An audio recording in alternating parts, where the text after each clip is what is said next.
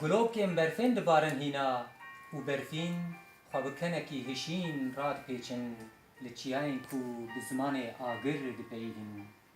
Temenê me di bêrîkirineke bi keder de bi evînê dimeye. Agir janê dikişîne di gewdên me yên ciwan de. Lêîstoka lîngwîstîkê xwe dixeniqîne di kurekura keçikan de, di reşika çavên karxezalan de.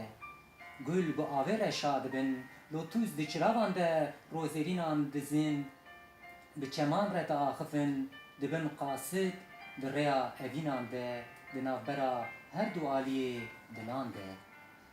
Ma ku çav bigihêjin hev, dê cîhan firehtir nebe.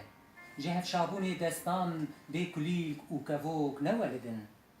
Xwîna kolanan hînî zêmaran bû, bi kurdî li sînga xwe dide û tenê ji bo erzanbûna xwe digirî. Ma îcar dê çawan nehilçênin zarok di xewnên xwe de.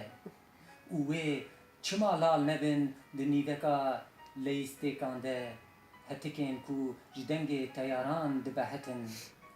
Lewra aşîtî hîna nebûye nexweşiya vebayê û rihê gulê û negihîştiye berderiyê hemî dilan.